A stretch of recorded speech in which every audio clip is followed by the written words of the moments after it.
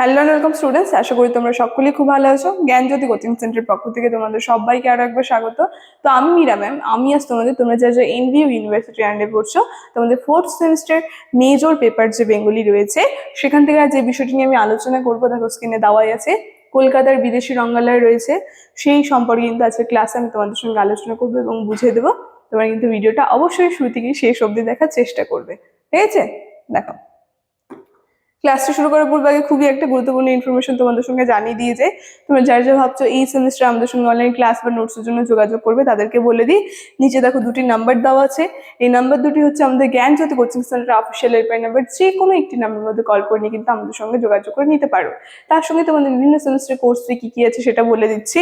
যারা মেজর কোর্সের আছো তাদের জন্য কোর্স ফি রাখা হয়েছে 1199, আর যারা মাইনর কোর্সের আছো তাদের জন্য আছে 699।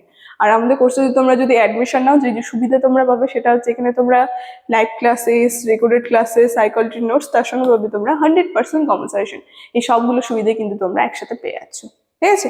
এই ইনফরমেশন তোমাদের দেওয়া ছিল। এখন আমি ক্লাসের আলোচনায় চলে যাচ্ছি, পুরো ডিটেলসে কিন্তু আলোচনা করবো, ঠিক আছে?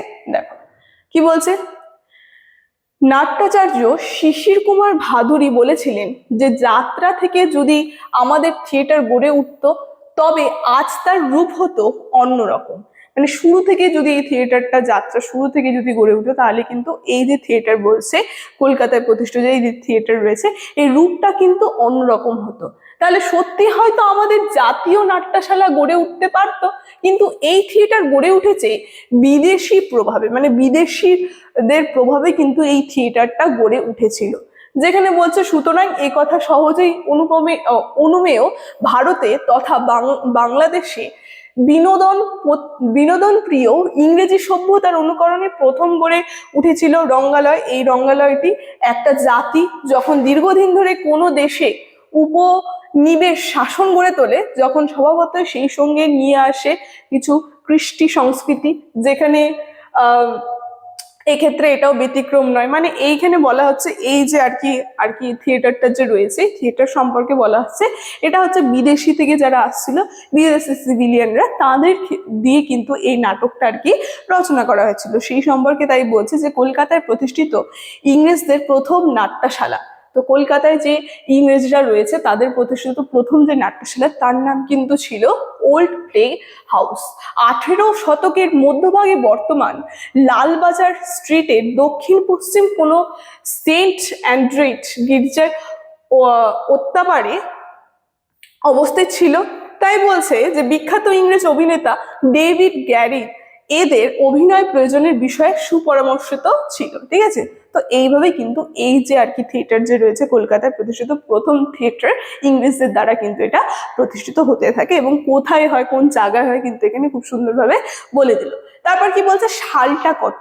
দেখো বলছে 1956 সালে সিরাজদৌলার কলকাতায় আক্রমণে এটি ধ্বংস হয়ে যায়, যেখানে ইংরেজ প্রতিষ্ঠিত দ্বিতীয় রঙ্গালয়টি 1775 খ্রিস্টাব্দে প্রতিষ্ঠিত হয়, দ্য নিউ প্লে হাউস, ঠিক আছে, বা ক্যালকাটা থিয়েটার।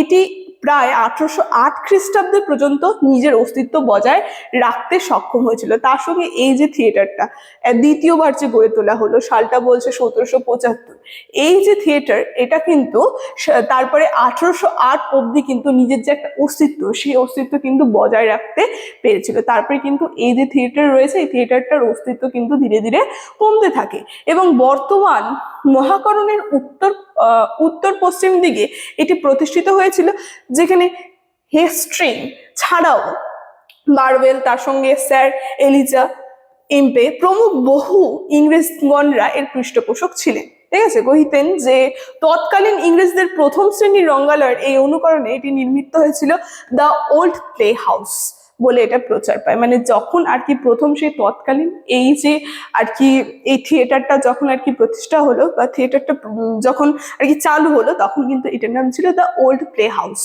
তাই নিঃসংবাদপত্রে সেই সময় ছিল না বলে কিন্তু কলকাতার ইংরেজি যে সংবাদ পত্রিকা, যেখানে হিকিস বেঙ্গলি গ্যাজেট, এই থিয়েটার সংবাদ বের হতো। মানে হিকিস বেঙ্গলি গ্যাজেট যে রয়েছে, এর মাধ্যমে কিন্তু এই যে থিয়েটারের সংবাদ, এই সংবাদগুলো বের হতো। এবং বলছে আগে থেকে সদস্য দর্শক নির্দিষ্ট থাকার কারণে এটি কখনো দর্শক শূন্য হতো না, ঠিক আছে। তার সঙ্গে এই থিয়েটার কিন্তু কখনো দর্শক শূন্য হতো না, সবসময় কিন্তু দর্শকেরা থাকতোই। তার কারণ কি, থিয়েটার আগেও ছিল, সেই কারণে কিন্তু একটা নাম ছিল এই থিয়েটারের। এখানে প্রথমে নারী চরিত্র অভিনীত হতো পুরুষদের দ্বারা, পরে নারীরা অভিনয় করতেন, যেখানে মূলত প্রহসনমূলক নাটকের অভিনয় জনপ্রিয় হলেও হেলমেট হেলমেট ম্যাকবেথের মতো গুরুগম্ভীর তার সঙ্গে এখানে নাটকে অভিনীত হতো। ঠিক আছে, মানে প্রথমে কিন্তু যে আর কি নারী চরিত্রগুলো সেগুলো কিন্তু ডাইরেক্ট হতো না, কোনো পুরুষের মাধ্যমে সেই নারী চরিত্রগুলো পরবর্তীকালে পরে আর কি প্রকাশ করা হতো। এবং তার সঙ্গে ম্যাকবেথের মতো যে আর কি গুরুগম্ভীর যে নাটক ছিল, সেই নাটকগুলো কিন্তু এই থিয়েটারের মধ্যে আর কি দেখানো হতো।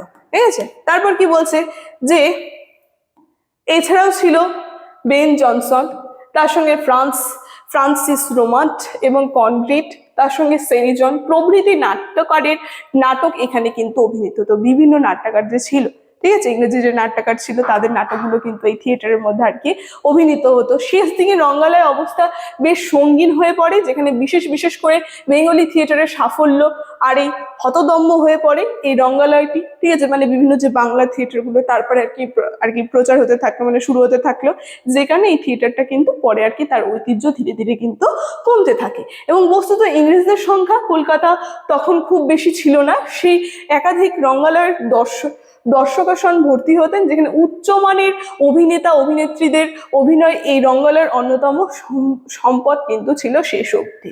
ঠিক আছে, যেখানে 1808 খ্রিস্টাব্দে এটি কিন্তু বন্ধ হয়ে যায়। এই সালটাই কিন্তু এই থিয়েটারটা আর কি সম্পূর্ণ পুরোপুরি ভাবে কিন্তু বন্ধ হয়ে গেল। তো এই যে থিয়েটারটা সম্পর্কে বললাম, এর একটু গুরুত্বটাও জেনে নিই। কি বলছে যে নিজেদের অবসর বিনোদের জন্য থিয়েটার প্রতিষ্ঠা করলেও ইংরেজদের প্রতিষ্ঠিত এই সব রঙ্গালয় যাত্রা, থিয়েটার, তার সঙ্গে পুতুল নাচ প্রভৃতির মধ্যে দিয়ে আবদ্ধ বাঙালিদের দিয়েছিলেন, যেখানে অভিনয় আসলে কি, তার সঙ্গে আধুনিকভাবে যে মঞ্চসজ্জা সাহিত্য সেই নিয়ে কিন্তু আলোচনা। ঠিক আছে, এই সমস্ত বিষয় নিয়ে কিন্তু আলোচনা হতো। তার সঙ্গে ভাড়ামো সমস্ত কিছু নাড়ানো সমস্ত কিছুই কিন্তু সেই অবসরের পাশাপাশি মস্তিষ্ককে উর্বর করতে পারতো, সে ব্যাপারে সচেতন হয়েছিল।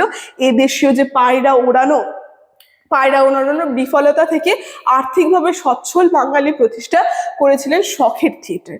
আর এই শখের থিয়েটার কিন্তু মানে এইভাবে যে আর কি থিয়েটার যে রয়েছে এটা কিন্তু বিশেষ প্রভাব ফেলেছিল একটা বাঙালি সমাজের ক্ষেত্রে। সেখানে বিভিন্ন বিষয় যেমন বলেছে পুতুল নাচ, ঠিক আছে, থিয়েটার যে মানুষের একটা শখের বিষয়, এই সমস্ত জিনিসগুলো কিন্তু আমরা বুঝতে পারতাম।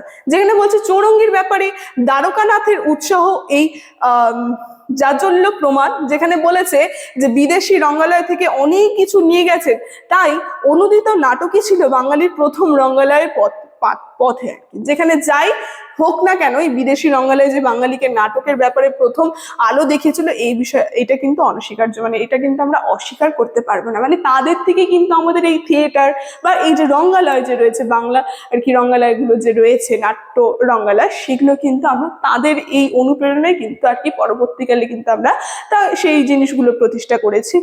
এটা কিন্তু আমরা কখনোই অস্বীকার করতে পারবো না তাদের এই অবদানটিকে।